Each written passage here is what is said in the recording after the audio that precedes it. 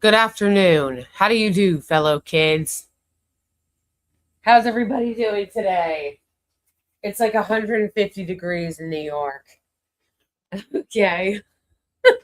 Whoa. So, how's everybody doing?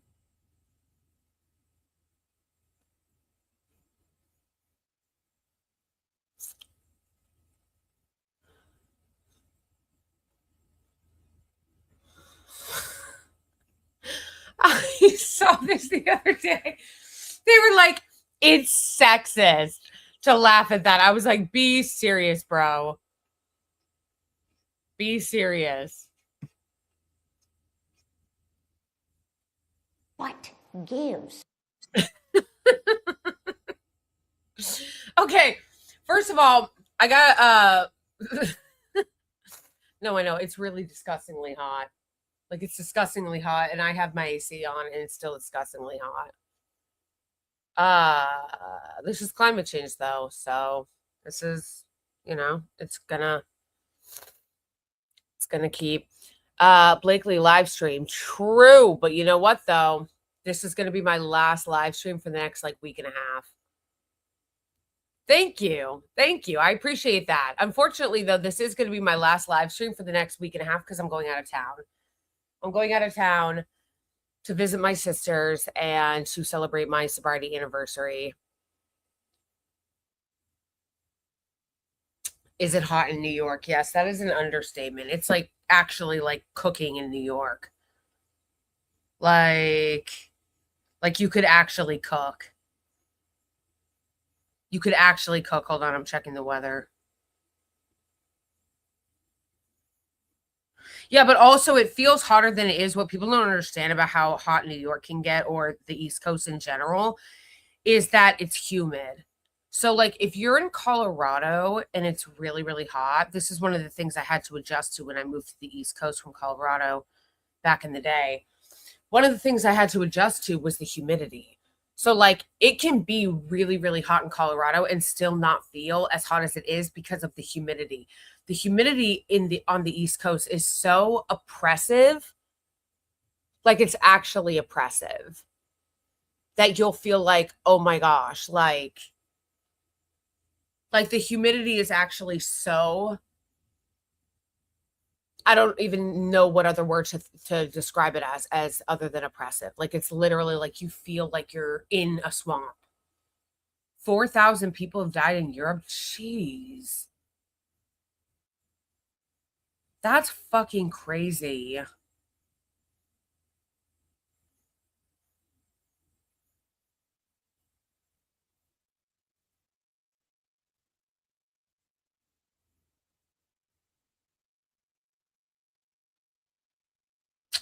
It is 100 degrees. It's 100 degrees in New York. Wow. Wow. These conditions are set to last until 9 p.m. Wow.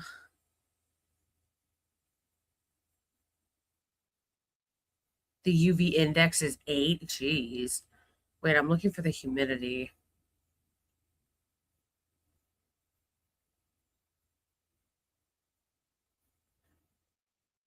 37%. The dew point is 69. That's crazy. That's crazy. Hey, Johan.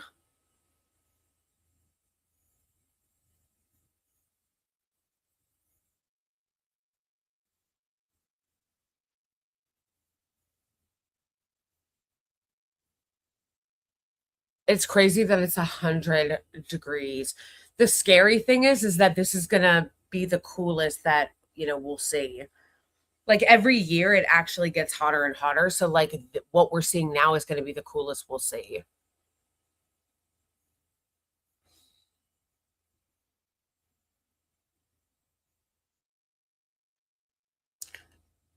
And you know what's not helping? The data centers and the genocide in Gaza and the war on Iran and Lebanon. Like they actually think that we're gonna not notice that. Like, that's what gets me. You're literally going to lecture about fucking paper straws and plastic forks. Meanwhile, the Israeli regime alone on their genocide in Gaza have significantly, like, I can't think of anything that would more damage the planet and contribute to climate change and the climate crisis than war and data centers and oil drilling. Oil drilling, of course, but war and data centers, like, they're really trying to speed that shit up.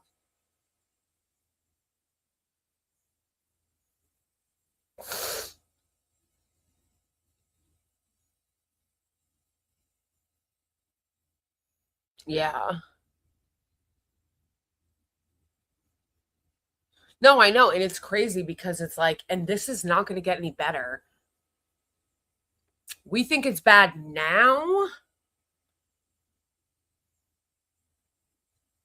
We think it's bad now. Watch how it advances with all the data centers and the continued genocide in Gaza, war in Iran and Lebanon. Like, I want to talk about accelerationist.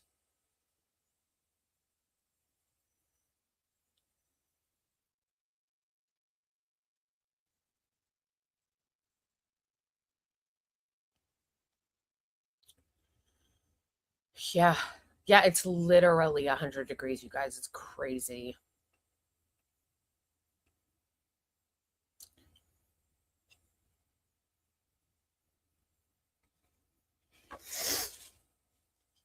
Anyway, I'm going to miss you guys because, like I said, this is going to be my last live until I come back from visiting my family. I'm going to visit my sisters in Massachusetts, and I'll be out of town for a little over a week, and I'll be visiting them and celebrating my sobriety anniversary, which is on the 5th, and I will have 12 years sober. 12 years sober. Let's go.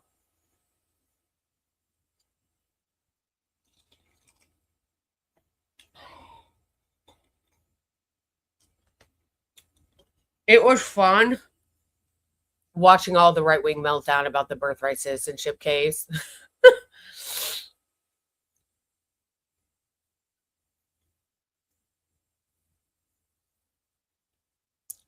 Thank you, Johan. I appreciate that. I know I'll miss you guys. I'll miss you guys. I will. I it's possible that I might be able to sneak one in, but it would have to be, actually, I probably won't be able to. Well, I'm coming back on,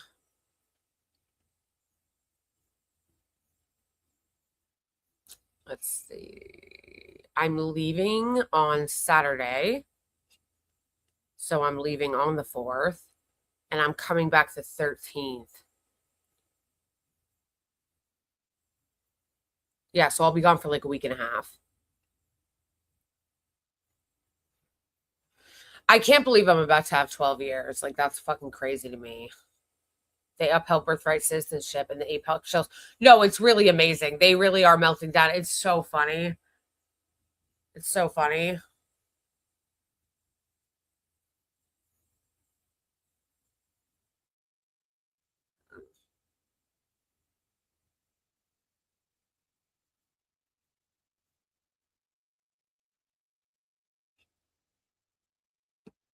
Greetings from the UK. Oh, yeah. Well, they're trying to destroy that too. The 17th will be 5 years from me. Congratulations, Dawn. That's awesome.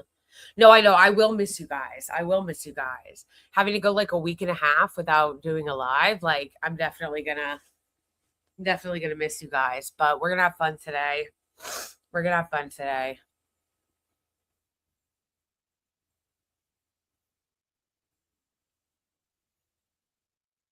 I quit mid-pandemic. That's awesome.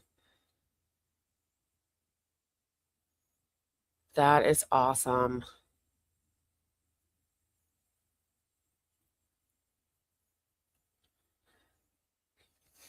Hey, listen, whatever works for you.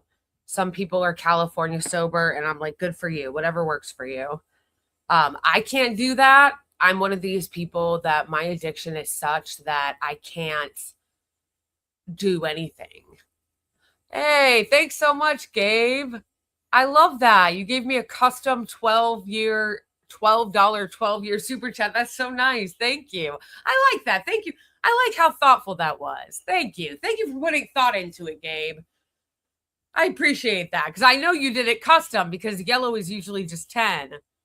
Thank you. And thank you for the congratulations. Yes, it has changed my life.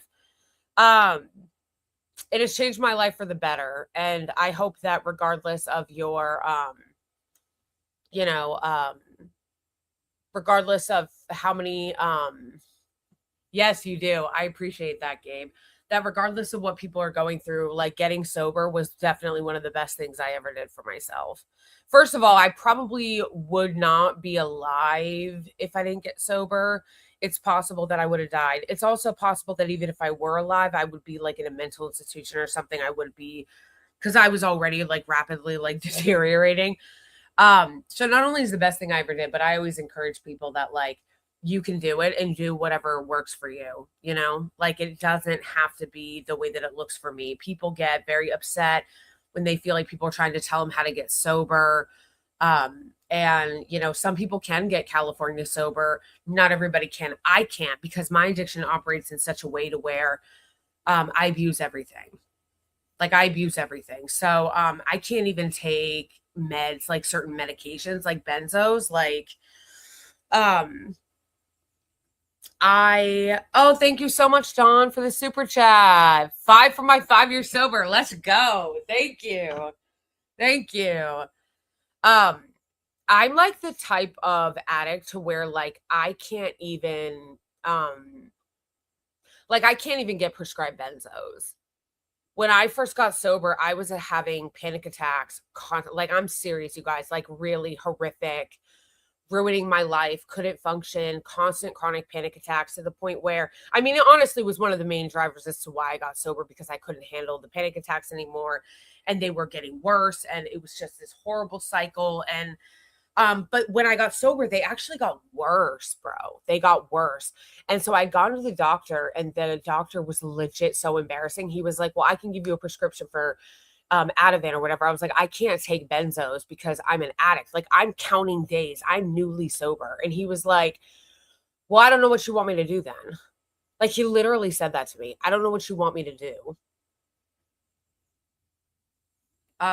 I don't know how there's nothing alternative. Like you can't help me in it. It was crazy. So I was overwhelmed. He gave me the prescription. I remember calling my sponsor, telling her, and then she met up with me and she convinced me to give her the pills because I actually got the subscription. Subscription, LOL. I got the prescription.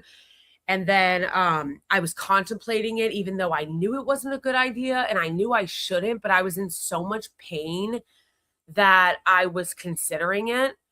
And then I let her talk me out of it and I gave them to her. It was just horrible and I just had to sit through it. I just had to sit through it and I had panic attacks every single day for multiple years into my sobriety. It was horrible. It was horrible.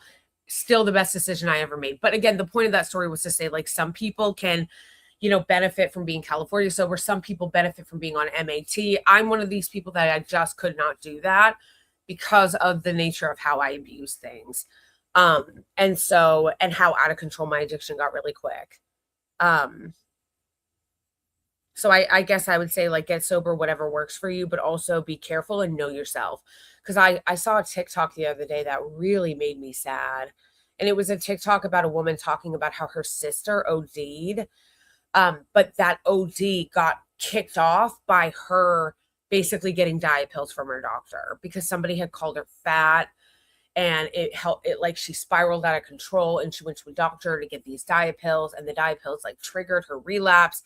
Then she ended up dying. It was just That's a really short synopsis of it, but it was a very devastating story and how fragile sobriety is. It was very sad. And so that's why I'm like, I don't judge how anybody chooses to get clean and sober. Like, do what works for you, but also know yourself. Like, don't lie to yourself.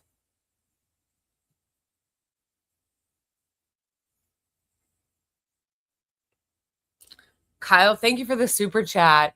Pixel Go. Kyle Kalinsky calling JT Tapper Jaker makes my day. I always call him Tapper Jake. I think I got it from Kyle Kalinsky. Tapper Jake and Dana Fash.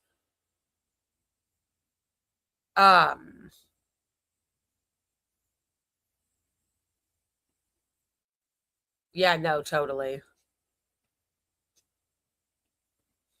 So, hey, that's awesome. Great job, Brandon.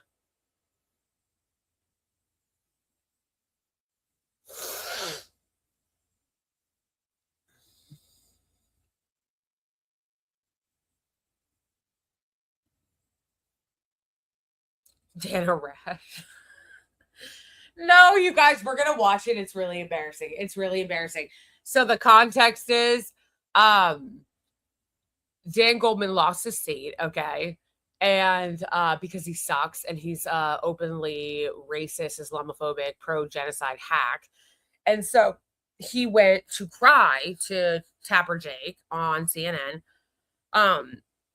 Which again, CNN is absolute garbage. I can't handle the fact that they still get away with calling them liberal media. Like, they're not. They're Zionist lunatics. Like, this isn't quote unquote liberal media, okay? That's like such the wrong and also like very outdated way to frame it. No, it's Zionist propaganda. And it already was, but shit's about to get a lot worse because they got bought by Larry Ellison or David Ellison. David Ellison, the Ellisons are taking over CNN along with a bunch of other networks. A bunch of other networks. All the networks. Oh my goodness. All the networks. Wow.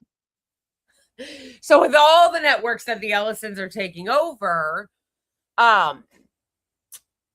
which is crazy. Yeah, HBO, all of them, okay? So they already took over TikTok, the Ellisons. They already took over CBS. Now they're taking over CNN and HBO and BET and all these other shows, right? So CNN was already like Zionist propaganda. It's going to be on steroids now. It was already, like, think about all the manufacturing consent and pro-genocide propaganda that CNN has done over the last couple of years. They've already been doing it for the last couple of years. It's about to be on steroids. So of course, because again, both Dana Bash and Tapper Jake are hysterical racists. They're both Zionist extremists. They're Jewish supremacists, and they're racist as fuck. So, and they already were. So just think about that. Think about that. Think about the fact that Dana Bash and Tapper Jake were already hysterical racists and Jewish supremacists. Now CNN is being bought by David Ellison's company, and Barry Weiss is going to oversee it. Yes, that Barry Weiss. So now they're about to get even more hysterical, okay? So, of course, Dan Goldman, being the racist Zionist that he is, goes on with Tapper Jake so that they can hysterically cry over claiming that the reason why he lost was because of anti-Semitism, despite the fact that it was a Jewish man who beat him. Brad Lander is a Jewish man who beat Dan Goldman. And then they proceed to lie about Mahmoud Khalil and smear him. They literally lie about Mahmoud Khalil and smear him. So we're going to watch that and make fun of that. And also, of course, the intense, insane fucking hypocrisy that I can't get over of them smearing Mahmoud Khalil continually and every Palestinian, yet they'll invite Randy Swine on for tea and strumpets. Like, they'll just invite Randy Swine on, who is an openly racist, openly Islamophobic bigot, and play patty cakes with him. Like, it's disgusting. They're disgusting. They're just disgusting. They're despicable Islamophobic racists. While also crying and trying to victimize themselves. And that's the same thing with Dan Goldman. They're despicable racists. They're despicable Islamophobes. They're bigots. And then they turn around and they call the ambulance and they cry about how they turn around and they call the ambulance and they cry and talk about some, oh my gosh, we're in danger. There's like so much danger around us. And there's like, oh my gosh, I'm such a victim. Van Gogh is such a victim. We're all such victims. Be serious. Be serious. So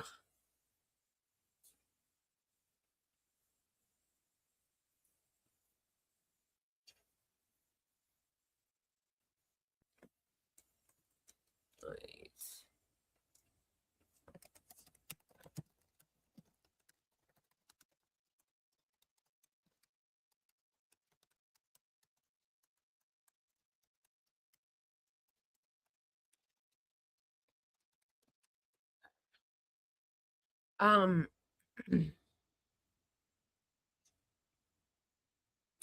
oh my gosh, you guys, the Great American Fair. I can't stop laughing at that. It's so embarrassing. Did I hear about Mayim Bialik? Of course I did. I made a video about it. You didn't see it? You didn't see it, Holly? Bruh.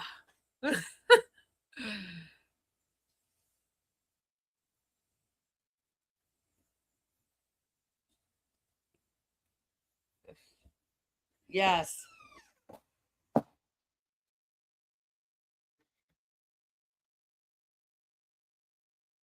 Have you heard about the American Fair in DC? Yeah, that's what I'm making fun of, Martin. It was so embarrassing. It was so embarrassing, like genuinely epically embarrassing. Like if the crumbling of the American empire was a fair, that was the fair. Like it was so embarrassing and pathetic. Like it was literally like I can't think of a better representation of the American empire crumbling than that pathetic, insanely embarrassing fair.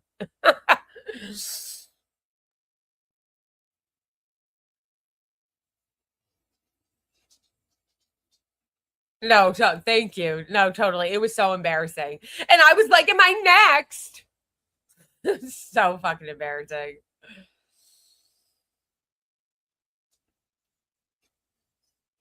What gives? This is oh, so good. Okay, so you guys saw that AOC endorsed Abdul al-Sayed, which is good. I'm glad.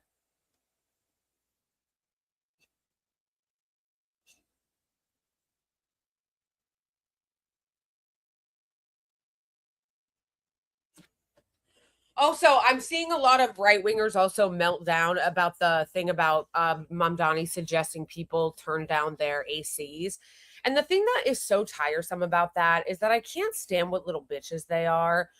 Like the right wing, they act like they're so brave and so like badass and like they're rebellious teenagers because Mamdani said, hey, please turn your thermostat down. They're like, oh yeah, look at me, turn it up. It's like, not only are you so immature, like you're literally a fucking teenager acting like you're being rebellious to your parents and you're not, but also this is pathetic because they're acting like they're doing something brave by bucking Mamdani when it's you bitches that don't care that we are constantly being surveilled.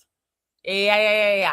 We're losing our freedoms every single day more and more, whether that be with the mass surveillance that they keep enacting, whether that be with COSA and the so-called Kids Privacy Acts, where they're using children as an excuse to take more and more of your internet freedom and your privacy away, whether that's them trying to fuse the Israeli regime's military with ours. They're doing things to violate our rights and our freedoms every single fucking day. Do you hear the right wing complain about that?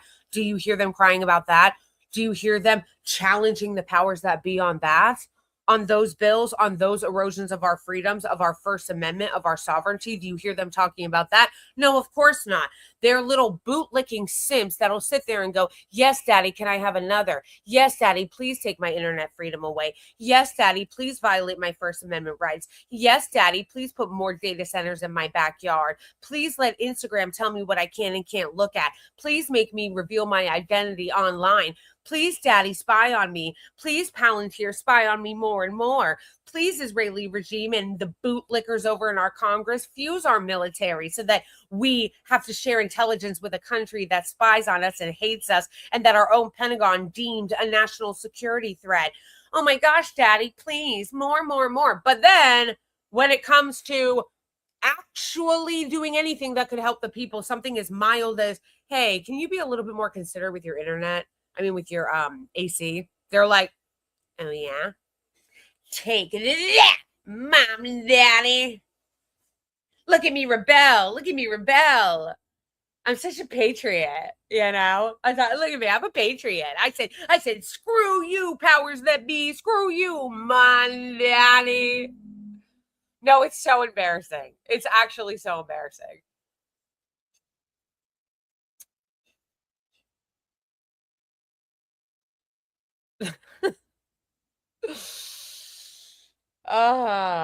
Everybody say shout out to our mod here today. Let's say shout out to our mod Johan here today. Hey, let's go.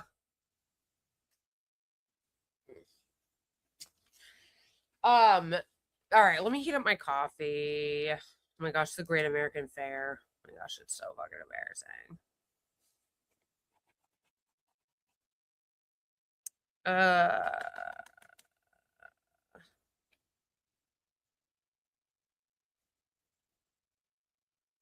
Yo. Oh my gosh, can we also make fun of the pod save bro that was crying for Scott Wiener? I'm getting so tired of them.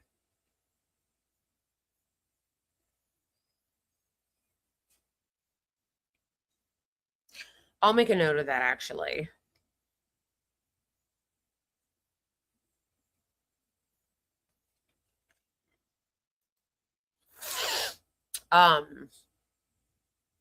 I'll make a note of that.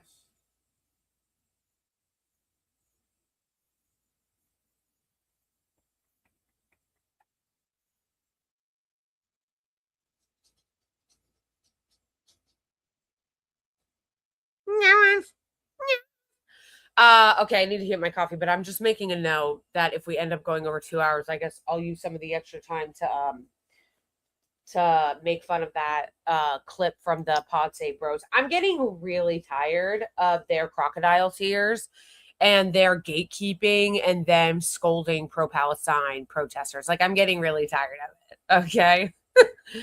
I'm getting really tired of it. These dorks have laundered the genocide for years, and they laundered the genocide under Biden, and they laundered it while Kamala was running. They've never once apologized or showed any contrition for what they've done. And then they have the nerve to turn around and to still scold people like Daria Liza Villa Chevalier for quote unquote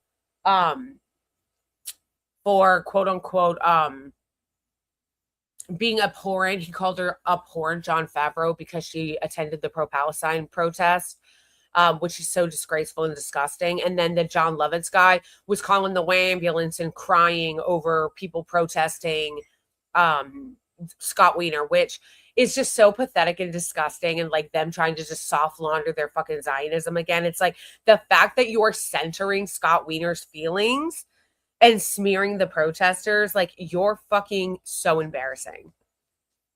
All right, hold on a sec. I'm going to turn the dog cam on and heat up my coffee, and then we'll get in.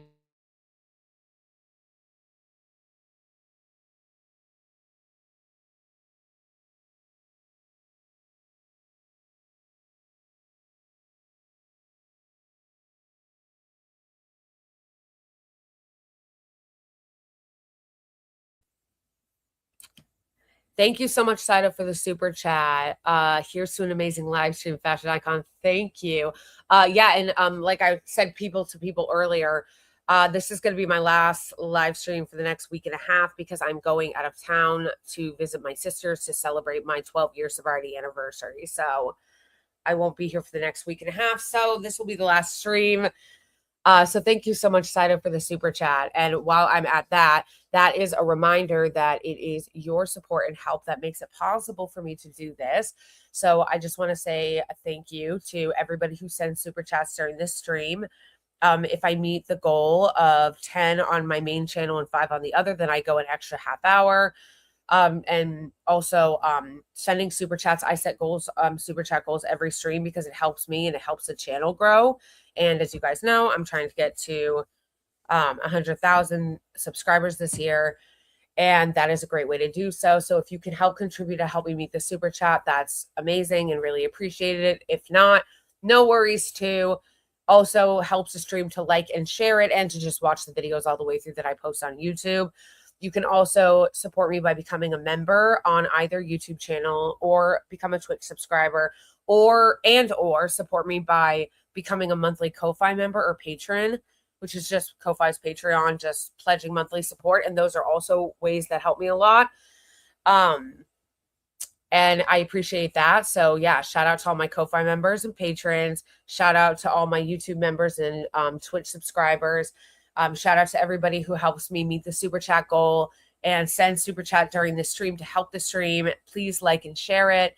I think that's everything. Also, shout out to my mods. Boney is not here, but always shout out to Boney. Shout out to Johan, who is here today. And then shout out to myself for the fact that I'm about to hit 12 years sober, which is a pretty exciting milestone. Well, I guess it's not really a milestone. 10 is a milestone, but 12 years is pretty exciting. So look at that. He's trying to climb up the blanket. He looks so pathetic. Ow, I get amazing. If you are a member, please utilize your Iggy and Melvin chats. We like to see those in the chat. And I think that's it for now before we get into it. The last thing is too that also it helps me a lot when people tip. So if you wanna show appreciation or support for my work and you want to tip me, Venmo and Cash App is the way to go. Thank you in advance to everybody who supports me. It's really appreciated so that I can even have the ability to do this. So yeah, I think that's everything, I think. Okay, so just let me put the dog cam on. I'm gonna go heat up my coffee and then we're gonna make fun of Tapper Jake and what's his bucket? Dan Scoldman.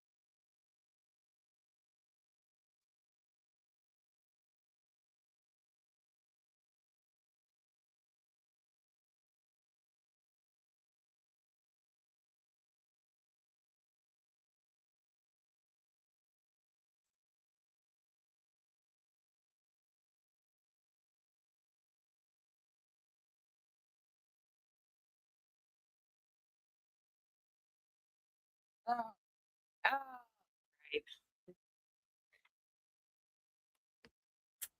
Please make sure also that you like and subscribe to both channels. Which, by the way, even if I haven't been able to do the podcast lately because I've had a bunch of other shit come up, so I've been very distracted and haven't been able, you should still subscribe to the podcast channel that I have, the Blakely Show podcast, because I sometimes post shorts on there. So if you only follow me on this one, you're not going to see the shorts I post on the other channel. Are you taking the dogs on vacation, Blakely? No, unfortunately, I can't. I can't. Because first of all, my sisters have Rottweilers and they're kind of, yes, thank you. But also, I wish I could bring them. That would be awesome. Unfortunately, I can't though. So they're gonna have to stay here with my husband. I thought that spot on your wall was on my screen. What spot? Oh, this? It's like chip paint. Yeah.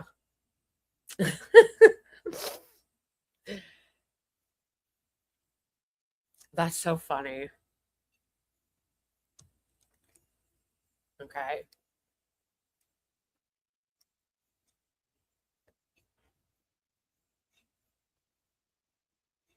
Just endless crying.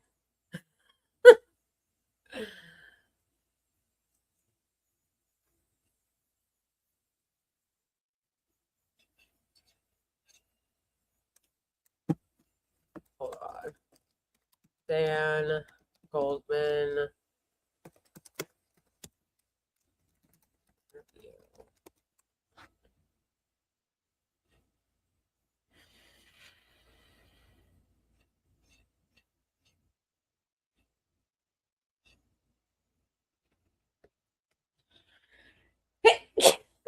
Excuse me.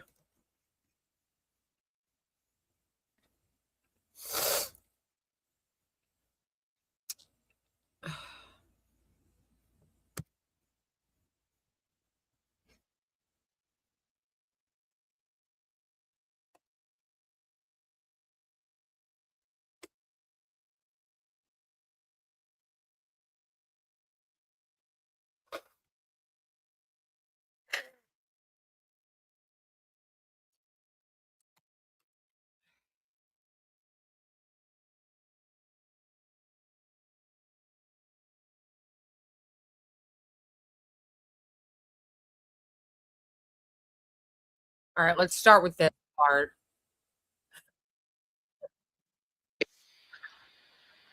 Even-handed approach, Lamau.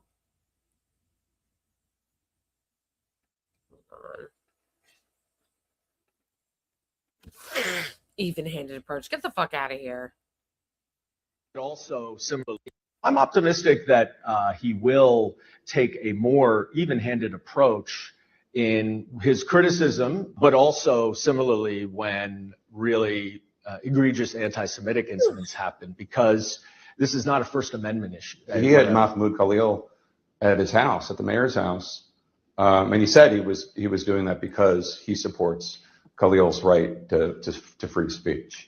Right. Did you have an issue with that? It's not a question of the First Amendment. It's a question of whether or not the things that... I like how racist Tapper Jake, who's so-called journalist, who should be in favor of the First Amendment, literally set up that question for him to answer it that way. So the so-called journalist who cares about the so-called First Amendment and free press is like... or the so-called journalist who claims to care about the First Amendment is what I meant to say. And the so-called free press, not so-called First Amendment. The First Amendment, the so-called free press, is claiming to care so much about people's freedom of speech as a press member. But he literally set that shit up for him to go, yeah, he claimed it was about the First Amendment, but can you believe he had that Palestinian over to his house? He's such a piece of shit. people say are okay in our society. If anybody said similar slurs or stereotypical tropes about any other protected class, any other minority group, they would be roundly condemned. But for some reason, when people say it about Jews, it's okay, or there's a dispute about whether or not it is anti-Semitic, and that, to my mind, that's unacceptable. And I think as the leader of any city or country or any elected representative, it is incumbent upon us to set the right example.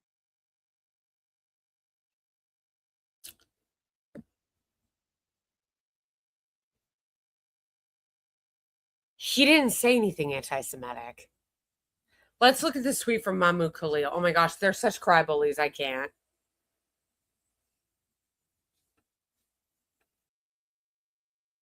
Doing that because he supports Khalil's right to free speech.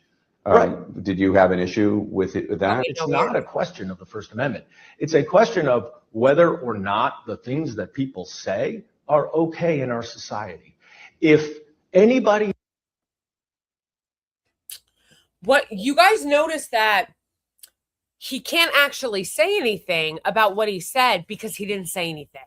Wait, hold on. I'm looking for his tweet. Mahmoud Khalil tweeted this. Dan Goldman lost his race, so now he's on CNN inventing slurs and tropes I never uttered. I challenged you before, Dan Goldman. Quote one thing I actually said, you won't because you can't. And I'm not surprised that Jake Tapper is laundering baseless accusations against me. He's auditioning for the Ellisons to join his mate Barry Weiss.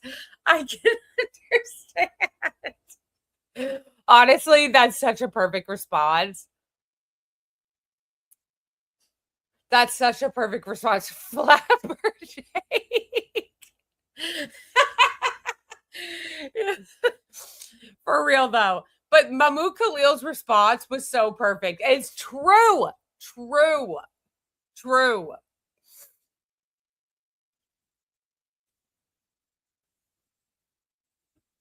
Absolutely true.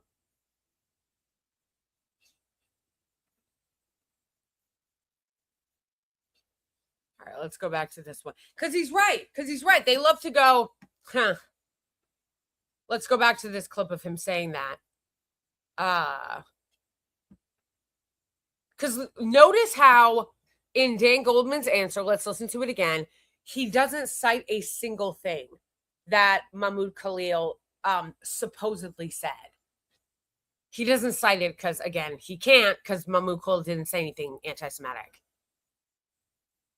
It is I'm optimistic more also similarly when an approach in his criticism, but also similarly when really I'm optimistic that he will take a more even-handed approach in his criticism, but also similarly when really egregious anti-Semitic incidents happen, because this is not a First Amendment issue. He had Mahmoud. Egregious anti-Semitic events happen. What was the egregious anti-Semitic event in question, Dan Goldman? What was it? What did Mahmoud Khalil say that was so egregious and anti-Semitic? What was the incident in question? He protested Israel's right to bomb Palestine. Name it. Name the incident. Khalil at his house, at the mayor's house. And he said he was doing that because he supports Khalil's right to free speech. Right. Did you have an issue with that? It's not a question of the First Amendment. It's a question of whether or not the things that people say are okay in our society. If anybody said similar slurs or stereotypical tropes about any other protected class, any other minority group, they would be roundly condemned. But for some reason, when people say it about Jews, it's okay, or there's a dispute about whether or not it is anti-Semitic. And that slurs or tropes. Name the slurs or tropes. Name the slurs or tropes that Mahmoud Khalil said. Yeah, of course. Again, just vague accusations.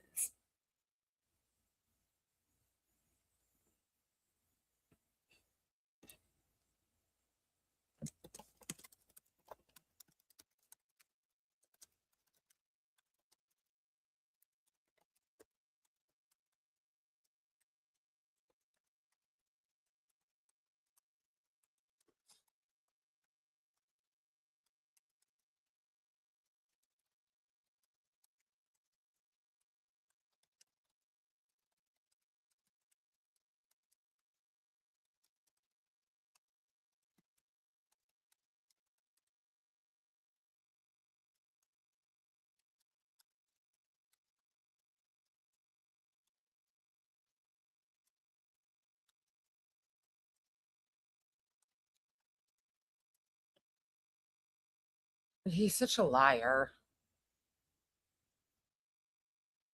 You lost your primary race. So instead of taking any accountability, he's going to cry and whine about how everything I don't like is anti-Semitic, and that's actually why I lost, even though the guy who beat him, Brad Lander, is Jewish himself. It's also a highly Jewish district, by the way. By the way. Thank you so much, Comrade Cranky, for the super chat. I bought an Israeli flag to burn on the 4th. It's free speech. It's free speech. So, yeah. Thank you so much for the super chat. Thank you for the super chat, Pixel Go. Zionists are allergic to naming specific examples. It's because they're making it up. It's because they're making it up. That's why they don't have specific examples. Okay, so let's listen to this crybaby whine about why he lost, despite the fact that he lost to another Jewish man who represents a large majority Jewish district in New York City. Why do you think you lost your primary race? Well, look, I think ultimately this really did come down to Israel, Gaza. It has taken on a massive and outsized. How about some personal responsibility? How about that? How about some personal responsibility? Role in democratic politics, and it's a really complicated issue. No, it's not. But ultimately, people are, I believe, just incredibly, incredibly horrified by all of the devastation. First of all, take some personal responsibility. And before you go and smear everyone as anti-Semitic for not voting for you, let's check really quick.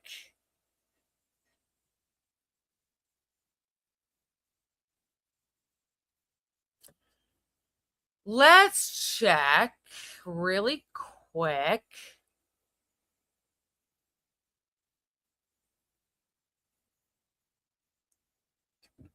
What the population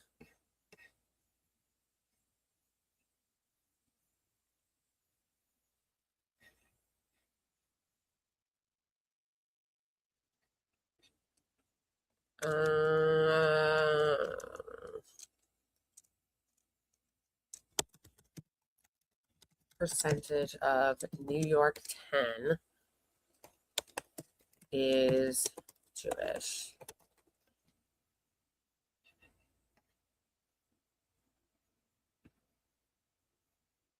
That's a lot. That's a lot. 24%. Isn't that one? How do you say that a different way? That's not 1/3, is it? 24%. That's a lot. That's a quarter. No, I don't know why I said 1/3. That's a quarter. A quarter of the entire district is Jewish.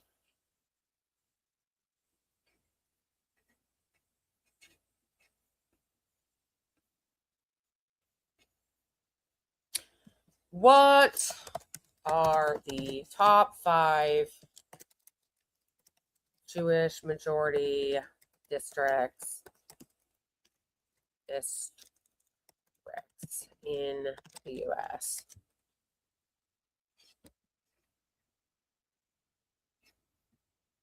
Girl, why do you suck?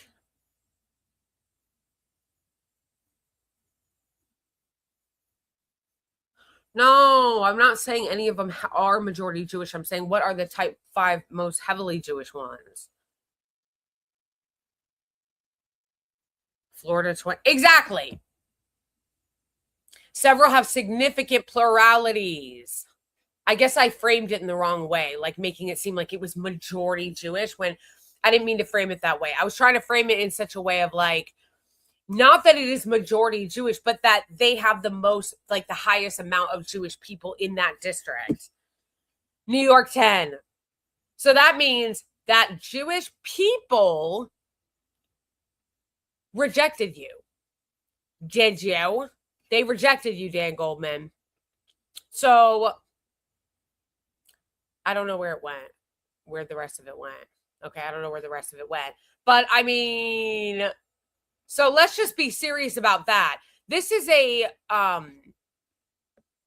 25% one of the top 5 in the country of like populate. I don't know why I can't phrase this right. It's not majority Jewish because that would imply that it was like 80% Jewish. No, but out of all the districts in the country, that of the top 5 that have the most amount of Jewish people in them, not that they're the majority, but they have the most amount of Jewish people in them, New York 10 is one of them, his district that he just lost.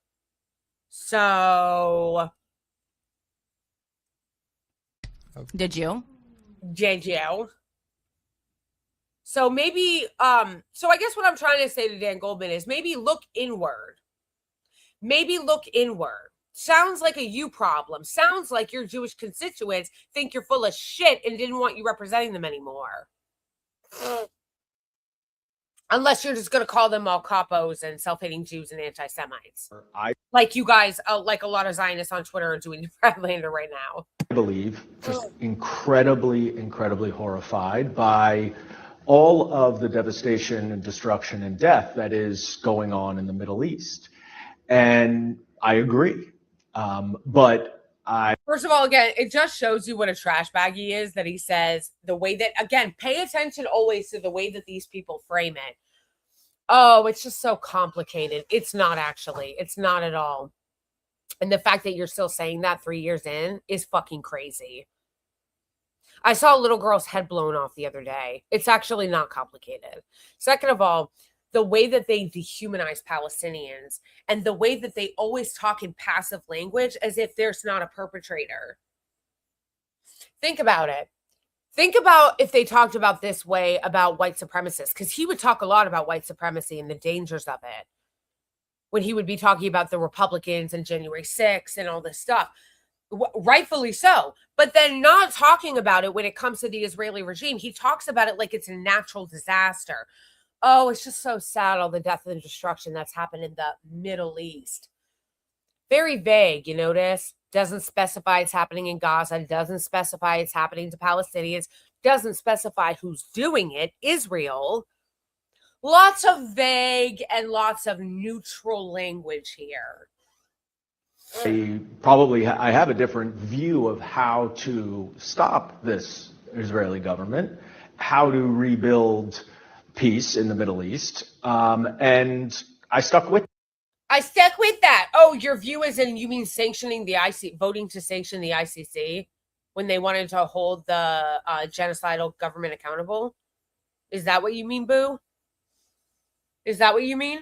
When you say you want to hold them accountable, you mean voting to sanction the ICC for trying to hold Netanyahu accountable? And I'm proud of the campaign that we ran. So if you talk to people affiliated with the Lander campaign, they will tell you that, yeah, Israel was an issue, but it was more an issue of Brad Lander was more in touch with the constituents of the district who are more progressive than you, and that the constituents didn't necessarily see you as advocating for them and their needs as working families. You obviously disagree. Well, I do disagree, and I think the proof is in the pudding. First of all, I was supported by the overwhelming majority of labor unions. A lot of labor unions are corrupt, so whatever. Like, I obviously support unions, I support labor, but let's not pretend that there aren't like leadership wheeling and dealing with labor unions, especially in big cities like Chicago and New York City. That's first of all. Second of all, it was both. It was Gaza and his pro-genocide position and his refusal to hold Israel accountable. I just love how he goes, I've got my own ideas on how to stop this government by giving them everything they want. Yeah, I've got my own ideas on how to stop this government. And my own ideas on how to stop this government is to give them everything they want, give them endless amounts of money, no holds bars on the amount of 2,000-pound bombs they want, sanction. And the only people I do want to punish, the only people I'll vote to punish are the ICC for trying to hold Netanyahu accountable, Rashida Tlaib when I voted to censure her, and when I voted to cut funding for UNRWA to starve Palestinians. That's my idea of holding the government of Israel accountable. My idea of holding the government of Israel accountable is to make sure that I'm voting to censure the people that are actually trying to do something. Like, just think about how fucking crazy that is, bro. His idea of holding the Israeli government accountable is to vote to censure the person that's calling them out and then vote to put sanctions on the ICC for trying to hold them accountable. Really sounds like it, Dan. Really sounds like it. Also, he's a Nepo baby and is also one of these really resistance libs that loves to brag about how he was the impeachment lawyer on Donald Trump's trial in which Donald Trump got acquitted as president again. So it just doesn't hit, when they run ads being like, I was the lawyer on the impeachment and I held Trump accountable and I took on Donald Trump and I won. How'd that go? Because he got acquitted in the Senate and now he's president again. So what are you bragging about? I was supported by just about every single one of the 31 public housing developments in my district. I was supported by the immigrant community leaders, the Chinatown community leaders, the actual working families and the actual working class communities that are in the district. And in fact, I won those neighborhoods by 14% in an election where I got smoked by 32%. So who didn't vote for you then? Well, a lot of the people that didn't vote for me are not the people who I have worked so closely with to save their food stamps, to make sure their Section 8. So what you're saying is you didn't work with Jews? Is that what you're saying? Also, you lost by a lot. So why are you trying to make it like, it was just like snobs in the district or whatever that voted for me. Like, they didn't actually help me. All the working class people actually voted for me. It's like, well, you lost by a lot. So it wasn't close. Thank you so much for the super chat. I really appreciate it. Karina, thank you so much for the super chat. I really appreciate it. Especially since I won't be able to have lives for the next couple of Sunday and Thursday, and the following Sunday I'll basically miss 3 lives. So that's also me missing the ability to not only stream so that I can stream and hang out with you guys, but also my ability to monetize my streams. I'll be missing all that income. So that helps a lot. I really appreciate it. Thank you. And thank you for saying have an amazing time away with your sisters. I appreciate that too. The only thing my favorite super chats are the super chats that also say something really nice. Vouchers are not taken away to improve the conditions of their decrepit public housing, to build a triage center in my district office to help immigrant families whose loved ones are being wrongfully and illegally detained by this Trump deportation dragnet. Those are the people who I have really invested a lot of time with. What are you talking about? You're so full of shit. First of all, you're an heir. He's literally an heir to the Levi Strauss family, okay? That's first of all. But second of all, when he's pretending that he's all for these marginalized communities, it's like, no, that's not true. Brad Lander was the one arrested protesting ICE, not you. You weren't you weren't arrested protesting ICE. With. And those are the people for whom this threat from the White House is existential. I think the broad majority of people who supported my opponent, Brad Lander, did so for other reasons, but that the ones who are actually impacted by this affordability crisis supported me, supported my vision, and I believe this is the pathway for. Can you pick a struggle? Because you guys, what he's trying to imply is that they were white and well off like him.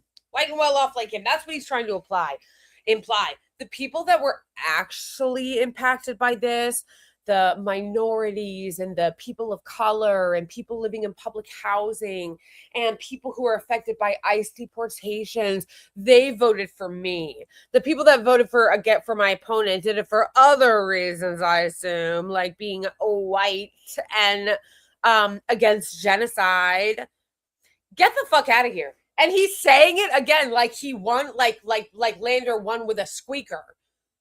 No, bro, he legit lost like 60-30. So what do you mean?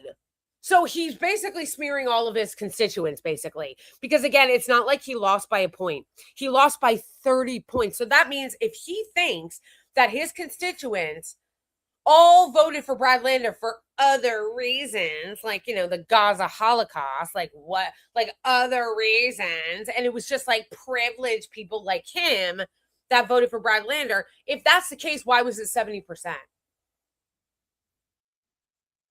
If that was the case, why was it 70%? Sounds like you're smearing all your constituents. This is such cope.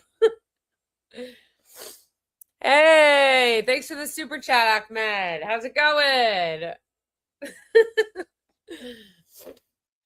For the Democratic Party.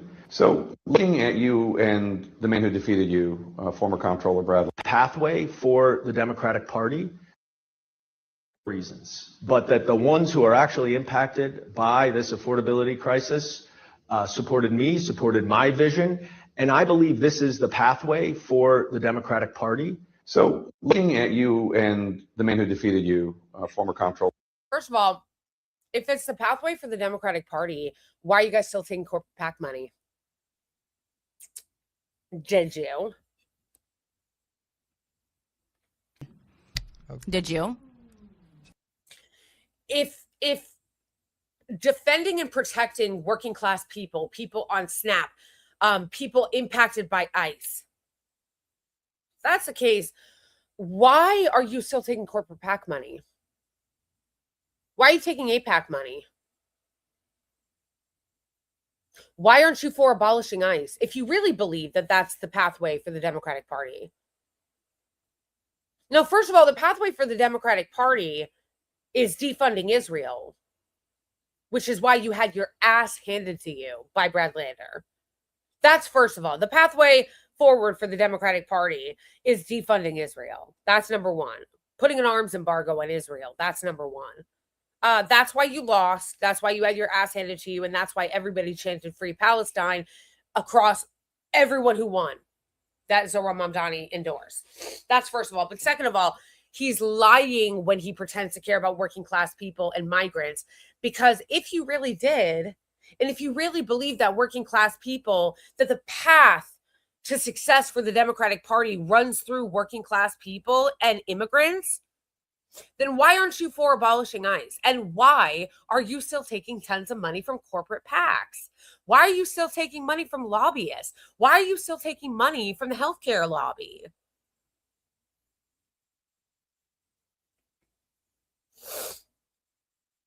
Or Brad Lander. You both believe that Israel should exist. You both believe Israel should be a Jewish state and a democracy. The difference. Contradiction in terms, by the way. That's not a thing. You can't be a democracy and also an ethno state. That's not a thing. Thank you for the super sticker. I appreciate you. Thank you, Safria. Yeah, that's not a thing. You can't be a democracy and an ethno state at the same time. So The difference is you really have to go deeper than just the shallow, superficial level. You don't call what's happening in Gaza a genocide. You have a relationship with AIPAC, and I think you don't refer to what's going on in the West Bank as an occupation. Is there room in the Democratic Party for somebody who is progressive on all these other social issues having to do with the United States, but also disagrees with Brad Lander and Mayor Mamdani on these issues having to do with Israel? You go down the sort of list of progressive. the answer is no. Just to be clear, the answer is no. No, there is not room in the Democratic Party and should not be room in the Democratic Party, nor DSA, nor any progressive space. There should not be room to say that you're a leftist or you're progressive or you're a liberal and you're really progressive on all these issues, but you're progressive except Palestine. You're a PEP, you're a progressive accept Palestine, that you say that you care about human rights and minority rights and people impacted by ICE, but you're okay with settlers terrorizing people in the West Bank? You're going to try to convince us that you care about people getting impacted by ICE in our country, but you don't care about people being terrorized by settlers and having their homes stolen and getting arresting teenagers and putting them in Israeli gulags without charge, like teenagers, like kids? No, absolutely the fuck not. There is not room for that. There is not room for that, and nobody should accept that. No. The answer is no. The answer is hell no.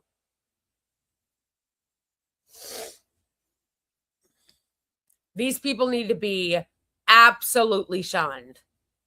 But let's listen to a stupid ass answer. Aggressive policies, and I'm on board there. What has, I think, happened, and I think this is really dangerous, is that some of these, as you say, beneath the surface, very complicated, difficult issues have people getting terrorized in the occupied West Bank, getting killed, even including American citizens. An American citizen from Florida was killed in the occupied West Bank, and there's been no justice for him.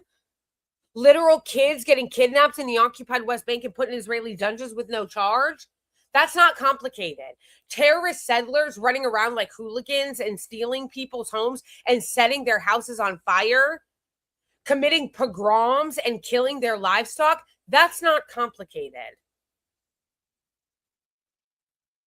Have become buzzwords and litmus tests. And genocide in particular, as you point out, has been adopted by many as a morality test. And the real concern I have, as it should. Like, literally, it's insane that we're living in a world where somebody can say with a straight face, genocide's been adopted as this morality test. Can you believe it? Can you believe it? Oh, genocide with all these purity tests. Can you believe that opposing Nazi Germany is becoming a litmus test? No, genuinely, it's actually insane. We're getting used to it because we're so desensitized, but it's actually fucking crazy. It's actually a fucking crazy thing to say. Literally, it's such a crazy thing to say. First of all, the term anti-genocide, oh, we've got to find somebody who's anti-genocide, shouldn't even need to exist because everybody should be against genocide. Think about it. Think about it. Why do we even have to say, oh, they're an anti-genocide candidate? That's crazy that we even have to say that. Do people walk around having to say, I'm anti-rape, I'm anti-murder? No, most people don't actually have to say that because there is a collective understanding that people are against those things. So think about how crazy it is that we even have to say, oh, I'm anti-genocide. And then him saying, being against genocide, it's just become this like a litmus test. That literally, that would be like people saying during the Holocaust when like the US actually finally got involved. Oh, all these soldiers and all these people saying that now we got to get involved in fighting the Nazis and stopping the Holocaust. What's with this litmus test? It's fucking crazy, bro. It's actually crazy. is that has translated into a tremendous danger and fear against Jews in America. Oh my gosh. I actually can't. Like, I actually can't. Not you making people being against genocide about how it's dangerous for you. No, that's actually insane. That's actually insane. Did you hear him? Did you hear him? No, he literally said, Listen, being against genocide and having a hard line saying genocide is bad and we should oppose it with everything we have, and that should be a litmus test of any civilized country, should be the litmus test of a civilized country or a civilized party that claims to care about human rights, a civilized people that claims to care about human rights and human dignity. He's like, no, not only is it crazy that that's like a litmus test, but like actually being against genocide has made things very unsafe for Jews. What? How did he really make being against genocide about himself? It's actually talent. Like, it's actually a gift, actually. How did you manage to make that about you? Actually, opposing the genocide in Gaza is really the horrible, literal genocide happening in Gaza, the Holocaust happening in Gaza. How opposing that is actually unsafe for Jews by Dan Goldman. How being against the Holocaust in Gaza is actually making me unsafe by Dan Goldman.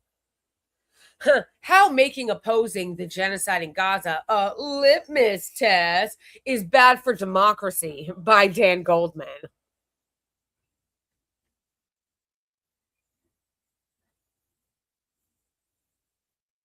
I can't. Like, I actually can't.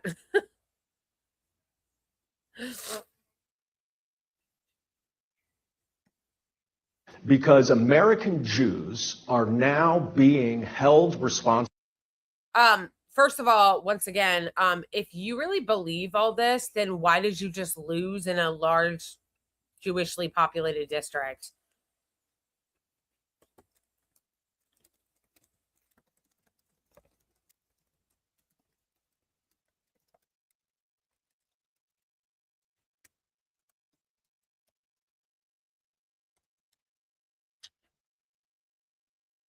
Also, first of all, you lost in a district that has a lot of Jewish people in it. So what's your excuse for that? But second of all, it's almost like if people are holding Jews responsible for the genocide in Gaza, like Jews around the world, the diaspora, it's almost like calling the Israeli regime, the Israeli government, the state of Israel committing genocide against the Palestinians. It's almost like calling that a Jewish state and saying that you're doing those actions under the Star of David and the Jewish banner and the Jewish identity is bad for Jews. Who's making that conflation? Because I'm not, and neither are anti-Zionists. You know who's making the conflation that everything Israel does is interchangeable and cannot be separated from the Jewish identity? Dan Goldman and other Zionists. No, that's literally Zionism. That's literally the ideology of Zionism. You guys are the ones that are making the Jewish identity completely intertwined and trying to make it inseparable from the state of Israel, thus putting the actions of the state of Israel on every single Jew around the world. Who's doing that? No, you're doing that. By too many people for what the Israeli government is doing. That's you. And that is anti-Semitism. And it's becoming normalized. It's becoming more and more frequent. And both as a Jew myself and having many, many Jewish constituents of all types, a lot are really, really afraid because Jews... Having many, many Jewish constituents who voted for Brad Lander. American Jews are now being dehumanized. Which, by the way, a lot of Jews who voted for Brad Lander did so explicitly to vote against Dan Goldman's position on Israel. Because, as people pointed out, yeah, when it comes to some other legislation and views, he does hold progressive views and like party line Democratic views. So then why did all those Jewish people vote against him? Because they also oppose the genocide in Gaza. So why are you smearing your Jewish constituents? Why are you smearing your Jewish constituents and trying to make them responsible for Israel? Sounds kind of anti-Semitic, Dan Goldman. Frustration and anger with what's going on in the Middle East. That is anti-democratic. Italy. That is anti-American. And that fundamentally flies in the face of everything the Democratic Party has always stood for. Why do you not call it a genocide? Well, I think, first of all, as a former prosecutor. First of all, as a former prosecutor, bitch, you voted to sanction the ICC. Like, get the fuck out of here.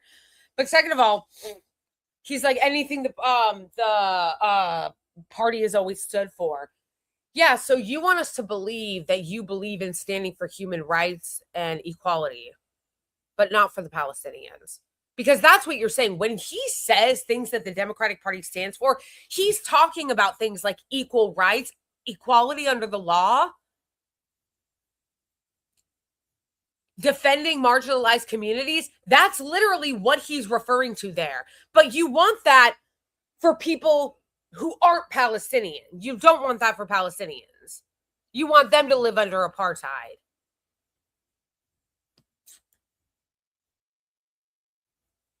Prosecutor who had to present evidence to convince a jury of 12 people unanimously that. First of all they do is call everything they don't like anti-Semitic, because the UN already concluded that it was a genocide, and they released a fucking 90-page report detailing all the horrific crimes that the Israeli regime has committed, just that we know of. Because everybody needs to remember and never stop talking about the fact that we still have not been allowed to see what's actually happening in Gaza. Every genocide scholar has already said it's a genocide. So the fact that there's still this fake debate, this fake pretending like we're still unsure about whether or not it's a genocide. No, it is. It is. It's already been ruled that way. The UN already said it's a genocide. All the genocide scholars actually already said it. And that's with the limited information that we have. That's with the limited information that we have, because Israel already killed all the journalists. And then the collaborators to the Israeli regime in the West, all the institutions like the Committee to Protect Journalists, smeared all the Palestinian journalists and took them off of the journalists who got targeted list, that they didn't get to be protected. And no one has been allowed to even go in to see the extent of the horror that has happened in Gaza. So no, actually, I don't give a fuck if you're a former prosecutor, just because you, you're also a prosecutor who's racist. That's like saying, like, about a white prosecutor in the Jim Crow South that has an all-white jury that convicts some black guy. Oh, well, I'm a former prosecutor. Yeah, well, you're also a Klan member on the side. So what are we talking about here? Like, I don't care that you're a prosecutor. You're a genocide denier. Every international body has already concluded it's a genocide. All of the legal elements of a particular crime were met. I simply do not think that anybody can know for sure what happened in Gaza right now until there is an independent investigation that includes on the ground actual evidence gathering. I understand the argument. So then why the follow-up from an actual journalist, because of course Tapper Jake is not. This is a propaganda piece for Dan Goldman. And they probably went out and had dinner later to talk about what victims they are. Actually, the question follow-up should have been, so why hasn't there been? Why hasn't there been? Why hasn't there been an independent investigation into what's happened to Gaza? Why hasn't there been an independent investigation into what happened on October 7th? Why haven't outside journalists been allowed to go in? Why is it shut off from the rest of the world? But of course, he's not going to follow up with that question. You'll notice that they never call on it either. They never call for an independent investigation. They never say, hey, we want people to go in there. They just go, oh, well, hopefully, maybe there's an independent investigation eventually. We're not really going to know if it's genocide until there's an independent investigation in there. But I'm not going to call for one. And I certainly think that there are real legitimate claims that the Israeli government may have committed war crimes. But that is very different than Oh, how annoying that it cut off. I guess that's it. Trash. Trash. Oh, this is part 2. Okay. Coffee shop. Oh, great. Now we're going to have to hear him cry and call the ambulance about the coffee shop. Which, by the way, my friend texted me the other day and said that there was smoke, like a threat outside of the coffee shop that they didn't know what it was.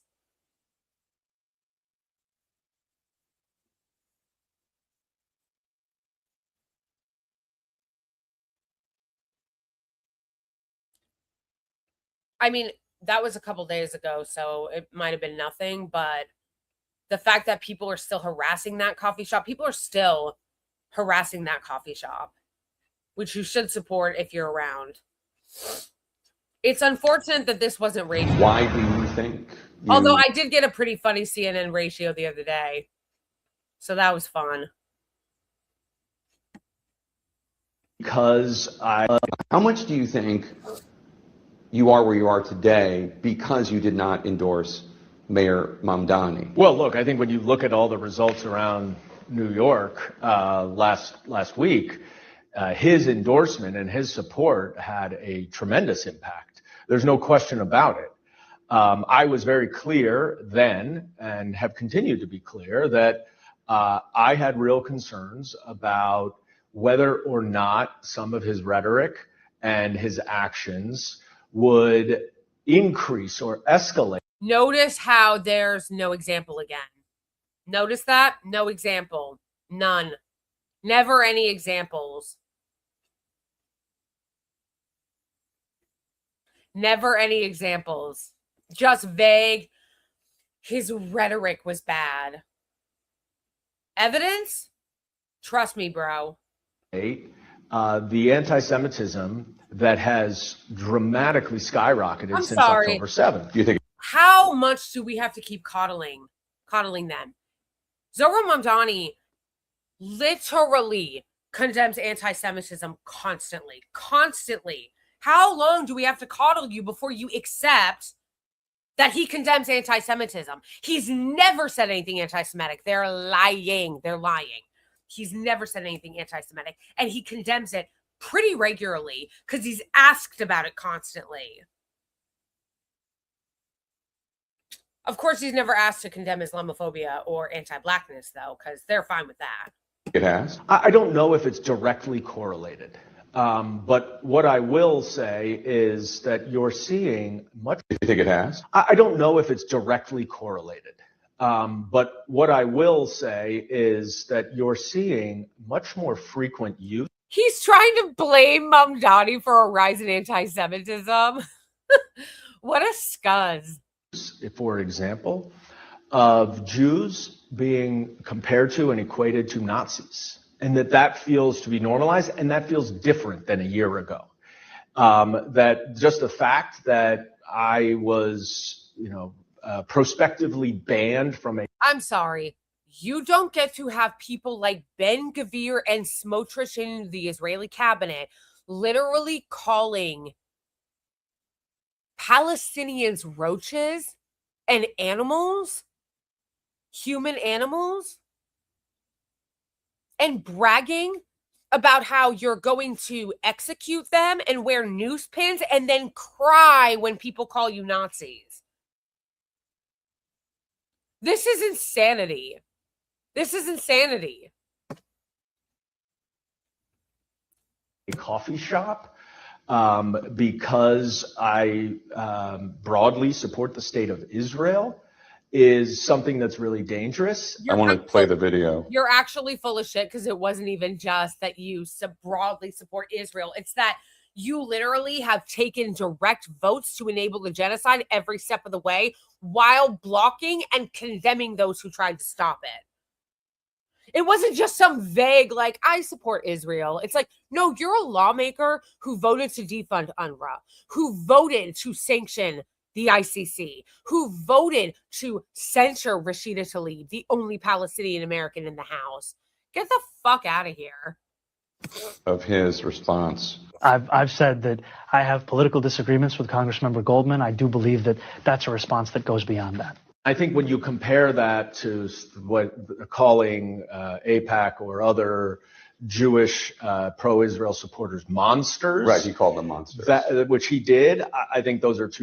Why are you, oh my gosh, have you tried crying about it? He called AIPAC monsters. No, you don't get to hide and use your Jewish identity as a human shield behind him calling them monsters. AIPAC monsters, an organization. No, they're such liars. They're such liars. It's insane. He did not call Jewish people monsters. He never said that. They literally just make shit up. Again, Zohar Mamdani has never said anything anti-Semitic. Never. He has never called Jewish people monsters or names or anything. He called AIPAC, which is an organization. It's literally a lobbying group. It's literally a lobbying group for Israel. He called them monsters. That's like saying, calling the NRA monsters and then people going, you just can't stop attacking white men. You just can't stop attacking white men. They said that all people who are in the NRA are monsters. It's like, no, actually, the NRA is not a person. The NRA is not a protected group. The NRA is not a human. The NRA is an organization in the very same way that AIPAC is an organization that does lobbying for another country. AIPAC is literally stands for the American Israel Public Affairs Committee. It's a lobbying group on behalf of the Israeli regime. Calling that organization monstrous is not anti-Semitic. Like, I can't. And of course, Tapper Jake, the alleged journalist, doesn't know how to tell that distinction. Because, again, he's also a hysterical Zionist hack. Who, by the way, again, never also let it escape your attention that these are the same people, and this is the same network, that did entire segments crying over Zohar Mamdani's wife's Instagram likes. Like 8 years removed from Zohar Mamdani. They're crying over not Zohar, but his wife's Instagram likes, who's not a public official. But then sat there and had tea and strumpets with Randy Swine. Yeah, we see you. Very, very different reactions. I do think that he has recognized and acknowledged that anti-Semitism is up significantly. I'm optimistic that he will take a more even-handed approach in his criticism, but also similarly when really egregious anti-Semitic incidents happen, because this is not a First Amendment issue. He had Mahmoud Khalil. The egregious anti-Semitic incident in question is Mahmoud Khalil wearing a Palestinian keffiyeh. That's the anti-Semitic incident in question, and saying that Palestinians have a right to live. At his house, at the mayor's house. And he said he was doing that because he supports Khalil's right to free speech. Right. Did you have an issue with that? It's not a question of the First Amendment. It's a question of whether or not the things that people say are okay in our society.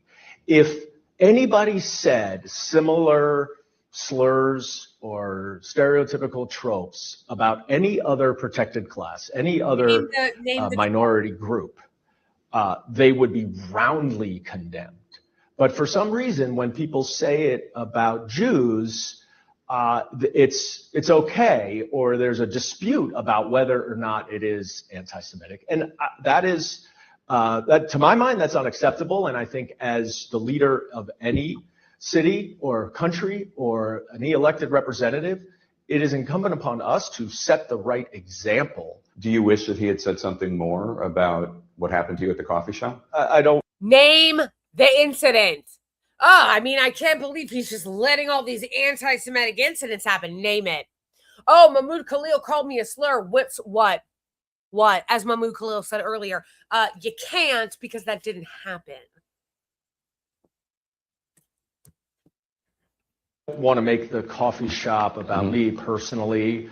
I think what is so upsetting about the coffee shop is a reflection is that it is a microcosm of where we are. And particularly the dichotomy between the really wonderful interaction I had with a woman who was wearing a hijab, seemed to be clearly Muslim, and me, who's Jewish, but then to receive that social media post, which is, I guess people feel like it's okay calling people, genocide supporters. It's incredibly offensive. I mean, the idea that I, who has devoted my career to public service and civil rights and equal justice. Except for Palestinians. What are we even talking about? The idea that he would call me that when I have devoted my life to equal justice and rights and equality for everyone except for Palestinians. Not them, though. Not them. Because you know what Mahmoud Khalil was protesting at Columbia? Palestinians' right to life. And his right and his civil rights were violated when he got kidnapped by ICE. What happened? What happened? I thought you were devoting your life to civil rights and equality under the law when Mahmoud Khalil was literally picked up and kidnapped by ICE thugs and held in an ICE detention center and missed the birth of his son, and his civil rights were violated. Where were you? So you believe in equality and civil rights for who? For who? Because clearly you don't believe in it for Palestinians. Would be called a genocide supporter, a baby killer, is unbelievably offensive, but it's been normalized to such a degree that it dehumanizes Jews, and I think it creates a really unsafe environment.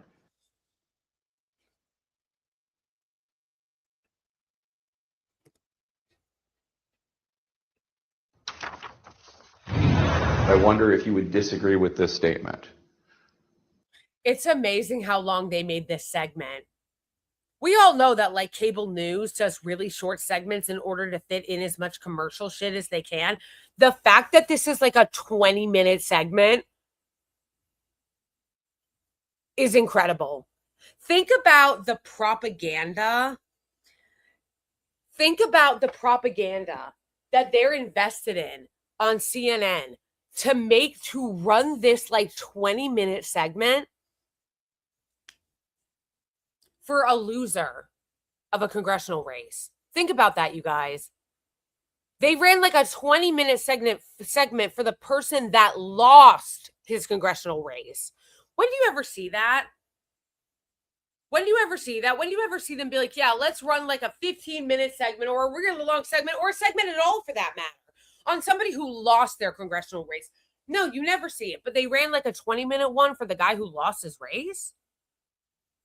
It's almost like CNN is just actual like Zionist propaganda and like Barry Weiss slop. More non-Jewish politicians should be calling this out. It shouldn't only be Jewish politicians calling it out. And when it happened to you, you looked around and you didn't hear non-Jewish colleagues who privately told you they were horrified. You didn't see them saying anything, even a tweet. Is that fair? Absolutely, that's fair. That is, and I will say that openly. We all need to rally against hate. And calling you out for being a powerful lawmaker who voted to empower and support the genocide of the Palestinian people that has been going on for 3 fucking years almost, and continuing to viciously arm the Israeli regime, calling you out for that is not hate. Okay? Pacha? That's not hate. Thank you so much for the super chat, Gabe. We must go for the goal, people. This is Blakely's last stream for 1.5 weeks. True. Thank you, Gabe. Thank you. I appreciate that. I appreciate the super chat, and I appreciate the CTA. I appreciate the super chat, and I appreciate the call to action, the CTA. You're right. Because you're right. It would be great to meet the super chat goal in this one because I am going to be off for the next week and a half. So to meet the goals for this one would be great. Thank you, Gabe. Look at you having my back. And part of it is, even if you're looking at it from a pure self-interested perspective, it never ends with one group. It never ends with Jews. It's Jews today, it's someone else tomorrow. This is fucking And crazy. the only way that we are really going to combat this normalization of anti-Semitism is to unify against hate, recognizing that our democracy depends on it. Pelosi. The hate is what you're directing toward Palestinians. The hate is what you're directing at Palestinians. This is such insane gaslighting, you guys. So they smear Palestinians, they smear Muslims, they smear Arabs, and they turn around and go, what's going on with all this hate being normalized when they get called out for it? So they normalize hate against Arabs, normalize hate against Palestinians, normalize hate against Muslims, pay for and vote for and empower the genocide in Gaza, and then turn around and go, somebody really needs to do something about all this hate. What?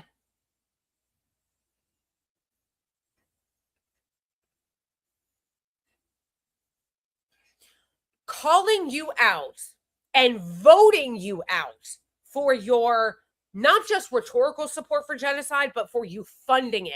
Because again, let's not forget, there is a difference between somebody who is just talking shit and somebody who's a lawmaker who has the power to actually send our money there. This isn't theoretical. This isn't theoretical. He is a lawmaker who had the power to vote to send our money to bomb the people of Gaza, and he did. And he did. And he voted to defund UNRWA, which has devastated and contributed to the starvation in Gaza. He's not just some random guy. So for you to sit there like you're some fucking victim and talk about the normalization of hate because people rightfully called you out for not just rhetorically supporting the genocide, but to vote to actively fund it is insane. Is insane. Because again, he's even, remember, like these lawmakers, he is worse than even somebody like Mayim Bialik. Because Mayim Bialik is a clown and she's sitting there with her, would you hide me? But she's not a lawmaker. So we can make fun of her for rhetorically supporting the genocide and doing propaganda for it and making herself a victim. But she's not a lawmaker. He actually had the power to vote to send money to support and fund the genocide and fund those bombs dropped on children's heads, like that little girl we saw the other day, that horrifying video of that little girl, and to starve the Palestinians by defunding UNRWA. And he voted yes in both of those instances, and then voted to sanction the ICC that tried to hold Netanyahu accountable after saying that he's got his own way of holding the Israeli government accountable. No, he actually had the power. And he voted to actively fund it, which is so disgusting. And then he has the right, and then he has the nerve to turn around and cry about, we got to stop normalizing hate. I've got an idea. How about you stop normalizing genocide?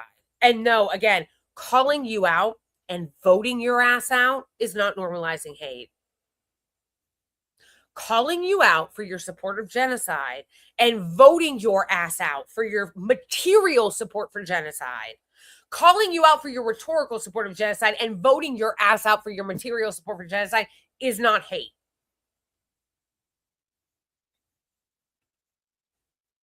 I don't know how Palestinians do it. I would lose my mind. I would lose my mind. Like, your existence is constantly invalidated, and then they want to turn around and call you hateful and call you racist and call you bigoted for you objecting to their dehumanization of you. I would lose it. I don't know how they even do that, handle that gaslighting. In the race to succeed her, because she's retiring, I'm sure you saw the video of Scott Wiener, who is running to replace her, Democratic politician, gay, very supportive of trans rights, very supportive, very very progressive and different from you. I don't know why you think that being pro-trans makes you, or supportive of trans rights in the LGBTQ plus community, gives you a pass to be pro-genocide. Because you see a lot of the people bringing up the Scott Wiener thing, using that, like framing it the way that Tapper Jake just did, where he's like, and he's so supportive of trans rights. John Levitz, who's a, liberal, he's so progressive. The Pod Save Bro did the same shit. The Pod Save Bro, John Levitz, who's so progressive and so liberal, did the same shit. Did the same shit. Oh, well, he's so pro-trans and pro-gay rights.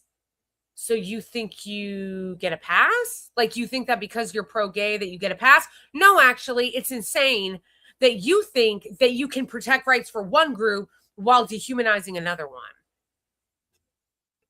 On the Israel issue, I think he actually supports the right of Israel to exist.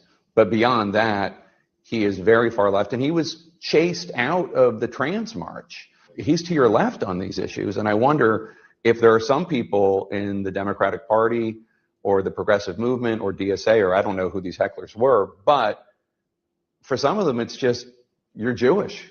So it's either one of two things. Either it's just because he's Jewish. Disgusting smear merchants.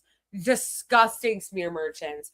None of them said anything that would imply that they were doing that because he was Jewish. They were all calling him out for his support of genocide, including the guy recording him that was supportive of him. That was literally saying, as he's recording him, I really supported you. I want to support you. I want to like you. I care about the legislation you did on trans rights. And Tapper Jake sits there and goes, what other reason would they have been there aside from him being Jewish? Tapper Jake, smear merchant. Like, what a lying sack of shit. What a lying sack of shit. What a lying smear merchant. Oh my gosh. What a fucking liar. Literally, none of them were saying anything even remotely like that. It was all, how could you support the genocide in Gaza? Which, by the way, they all are trying to rewrite history and pretend that Scott Wiener has always been supportive. It was only a few months ago that he was still refusing to acknowledge it as a genocide. Literally only a few months ago. Like, so they keep pretending that, like, he's on their side on this when 5 minutes ago he wouldn't even call it a genocide. Or it's because those who are heckling him and accosting him do not believe that Israel has a right to exist. And that, I think, is a really, really important line. And so I hope that's not the reason why. There's this thread of what is now being called as anti-Zionist. Zionism, as I believe it, is simply the right of Jews to have a homeland in their ancestral lands. Not to the exclusion of anyone else, but just to exist. And it was born out of the Holocaust. Actually, it literally, by definition, is at the exclusion of the Palestinians. Literally. Like, actually and literally. You literally, necessarily must exclude the Palestinians in order to keep a Jewish ethno-majority. What the fuck are you even talking about? This makes no sense. This makes no sense. Not to the exclusion of anybody else? No, literally to the exclusion of everybody else. Which was far and away the worst genocide with 6 million people killed. And even after that, many countries, including the United States, didn't accept all Jews. So this was created What do you mean worse when you just admitted yourself you don't even know what's happened in Gaza? We don't know. And also, I thought you don't think it's a genocide. So why are you... And also, why are you even comparing it? Like, this is insane. You shouldn't have to go, oh, well, in the Holocaust was really bad and 6 million people died. So, fuck Gaza. Like, what do you mean? You can oppose and be horrified and against the Holocaust that happened and also against the genocide in Gaza. Like, why are you acting like these things are mutually exclusive?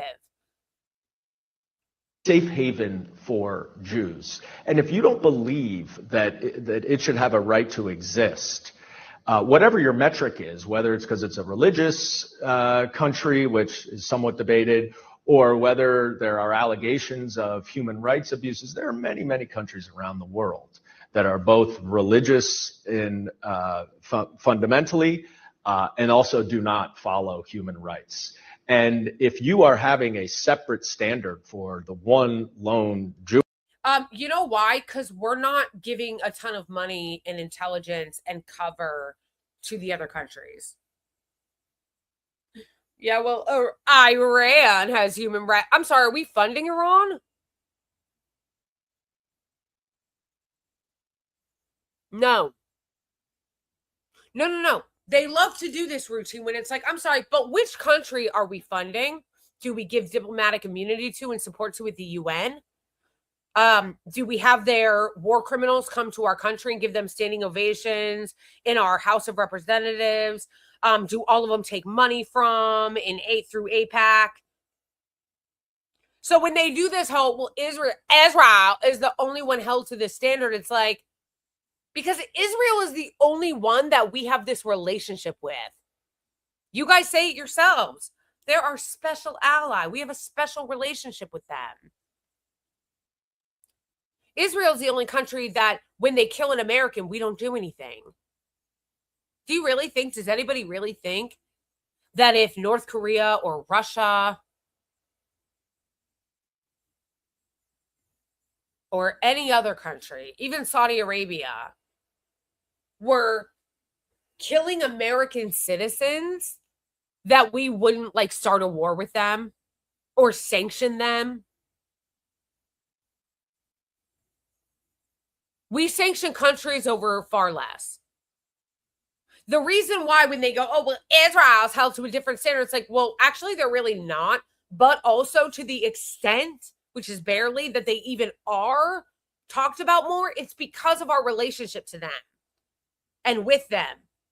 I'm not giving my money to settlers. I'm not giving my money to North Korea. I'm not giving my money to Russia. I'm not even giving my money. We sell Saudi Arabia weapons, but I'm not giving my money to pay for Saudi Arabia's healthcare like we are with Israel.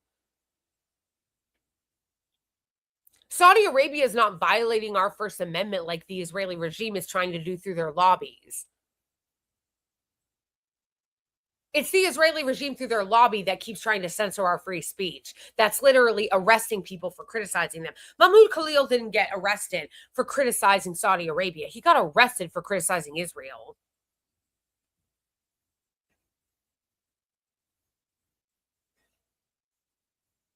Thank you for the super chat, Comrade Cranky.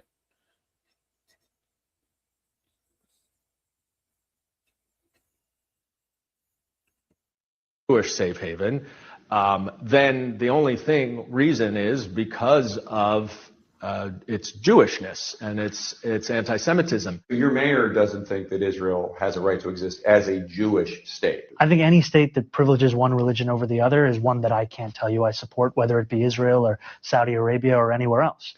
And a lot of that comes back to a fundamental belief that we should all be considered equal no matter what our faith is. What was your take on that when you heard him say that?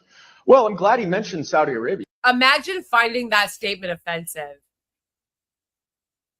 Imagine, I know they love to conflate anti-Semitism with anti-Zionism, which is so funny because then they cry and they say, oh my gosh, anti-Semitism is holding Jews responsible for the actions of Israel. It's like, that's literally you guys. That's literally you guys. You're the ones that conflate Zionism and Judaism. But imagine being so embarrassing that you get offended by Zohar Mamdani's answer there. Why are you offended by that? Yeah, I mean, there are 40 plus countries that are officially Muslim, or maybe in the 20s, and I think more than that are officially have Christianity as a religion. Many of those countries do not abide by international human rights. I mean, even Uganda, as an example, which is where the mayor is from, puts people in prison for life for consensual homosexual relationships. I knew. But so if that is actually going to be the standard, then I would urge him to speak out against other countries that do not follow. I didn't realize that we were paying for the Ugandans' health care. But we are paying for Israelis' health care, and they put children in their gulags and tried them in military courts. And I literally mean children. I don't mean children in the colloquial way that they mean it when they say, oh, the 25-year-old kid was kidnapped as a soldier from his tank. No, I don't mean it that way. I mean, they'll literally straight up arrest a 10-year-old. Human rights, in his view, and that are fundamentally one religion. There are at least 3 major Democratic officials who are Jewish who are contemplating runs for president. Governor Shapiro in Pennsylvania, Governor Pritzker in Illinois, and Rahm Emanuel, the former mayor of Chicago. Do you think that 2020... The fact that Rahm Emanuel is thinking about running for president is such amazing delusion. It's incredible. It's incredible. It's incredible. And honestly, even having little to do with the fact that he's also a genocidal Zionist, Rahm Emanuel is literally everything wrong with the Democratic Party. Like all the horrible shit that has happened to the Democratic Party over the last 20 years, the deregulation, giving everything to Wall Street, the transfer to the rich, overseeing just like the destruction of schools and public education, all of that shit is like Rahm Emanuel was one of the like architects of. I'm so sorry. Professional wrong person, Rahm Emanuel is not going to be president. LOL. 2028 will be a bad time for Jewish candidates to run for any Democratic office? 2028 is far away in political years. I certainly hope not. I hope people can recognize, and I think it's important for everyone in our party to recognize, that we can oppose the actions and policies of the Israeli government, of even our government. But recognize that just like Donald Trump is not synonymous with the United States, Prime Minister Netanyahu is not synonymous with the country and state of Israel. Yeah, you're right. And he's the more moderate one. He's the more moderate one, by the way. Because if you don't want to say, oh, Netanyahu is not synonymous with the state of Israel, okay. How do you feel? What about Smotrich? What about Ben-Gvir? What about Yoav Gallant? Because those 3 are even more radical and psychotic than Netanyahu. Thank you so much for the super chat, Jeb. I really appreciate it. I really appreciate it.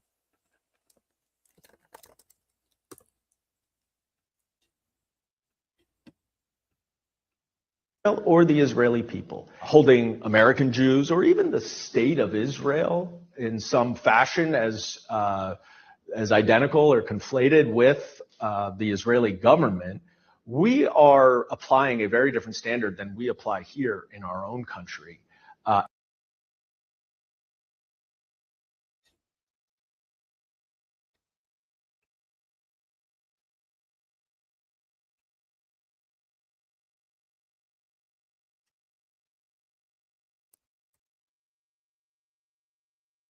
Wait, that's it? There's not a part 4?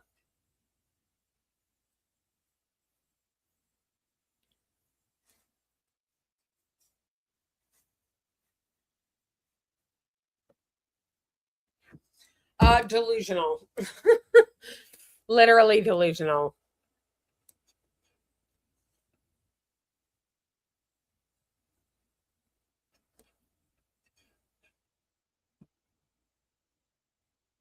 That's fucking crazy, bro. It's weird that it just cut off like that.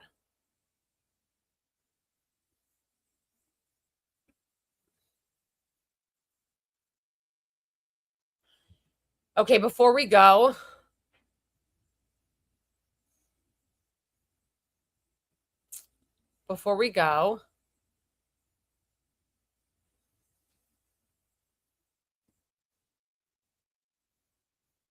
I want to play this clip really quick of Jake Auchincloss, who's such a hack. Literally, it's actually a joke. Like, it's actually a joke. I can't believe that he actually said this for real. He literally says, and if you know anything about what's happened over the last few years, you know that the censorship on behalf of the Israeli regime in the last couple of years has been insane. It's why they've bought up all the media. It's why they kidnapped Mahmoud Khalil and Rumeysa Ozturk. They have been on an insane censorship spree. It's why they bought TikTok. It's why they took over CBS and 60 Minutes. The censorship on behalf of the Israeli regime has been insane. But here's Jake Auchincloss, the hack from Massachusetts 4th Congressional District, which he does have a primary challenger, and I really hope that primary challenger beats his ass. I'm fixing to go there and fucking campaign for his opponent because my family, I actually have family that lives there. I mean, not my whole family, but like some family that lives there. Anyway, this is him crying about how we actually don't have enough censorship, how there's not enough censorship in America. Star of David behind his opponent. You reject the mushrooming of anti-Semitism within the Democratic Party, which is a problem. I reject it within the Republican Party, where it is a problem. You saw Tom Massey run ads with Star of David behind his opponent. You see Brandon Herrera in Texas wallowing in Nazi iconography. It's a huge issue on both sides. We have to condemn it on both sides, and I've done that clearly and unequivocally for the last 5 years. We also have to look at the fundamental drivers of anti-Semitism, which I believe is social media. In general, scapegoating of Jews happens in failed societies. It happens when the pathologies of the moment are turned against the other. And right now, we're seeing anti-Semitism mushroom on social media because it's a failed society. There's no norms, there's toxicity, and we have to hold Meta and TikTok and Insta and Snap and the rest of them accountable for the corrosion that they are platforming. I reject the mushrooming of anti-Semitism within the Democratic Party, which is delusional. That the censorship already on those platforms, again, is fucking insane already. There have been so many people who have been censored on all of these platforms because they criticize Israel. Notice how whenever Zionists talk about how we need to do something, it's never like stopping the genocide. Stopping the genocide is never an option. It's never, okay, what if we stopped helping Israel and funding Israel kill children? What if that? No, that's not an option. That's not an option. Can't put an arms embargo on the Israeli regime.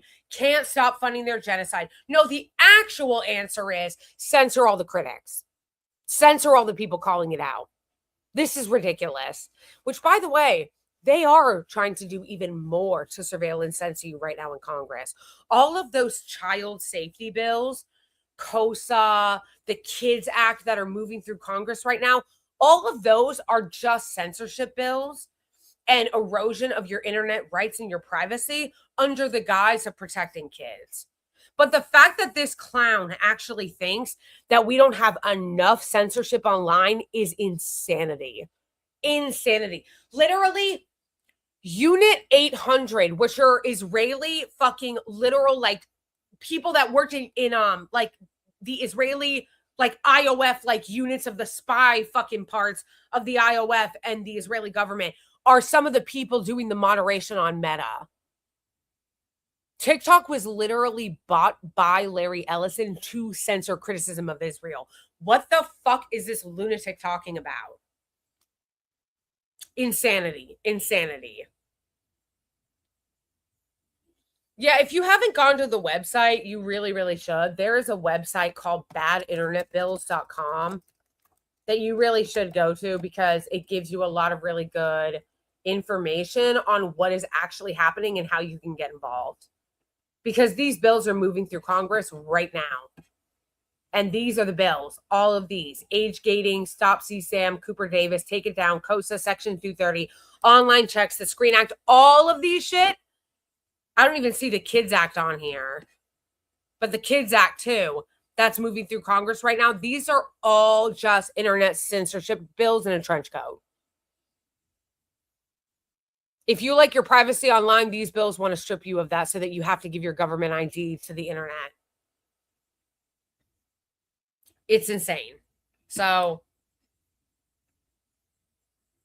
Anyway, I'm going to wrap it up here. Thank you guys so much for joining me. Thank you to everybody who gave me super chats during this stream. Oh, gotcha, Casey. And they're trying to fuse our military with the Israeli regime right now. So call your Congress people about that too. But anyway, thank you everybody who sent super chats. I really appreciate you. Thank you everybody for joining the stream. I had fun, of course, as usual with all of you guys. I love you. Please make sure that you like and share the stream and that you subscribe to both of my channels. Shout out again and thank you to everybody who is a member on this channel and who is a Twitch subscriber.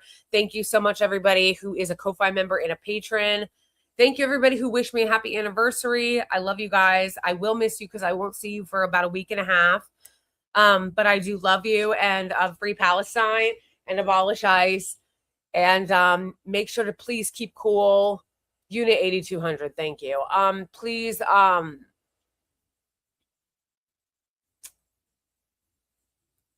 you know, look out for each other. Stay cool. Drink a lot of water. Drink extra water. I know I need to. I need to drink more water today.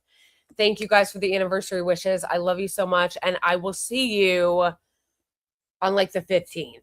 Unless I do a surprise one. If I just am able to just do one really quick, and I do. Otherwise, and did you? I didn't even get to the AOC thing. That's okay. Did you? Did you? What gives? All right, everybody. I'll see you then. Love you. Bye.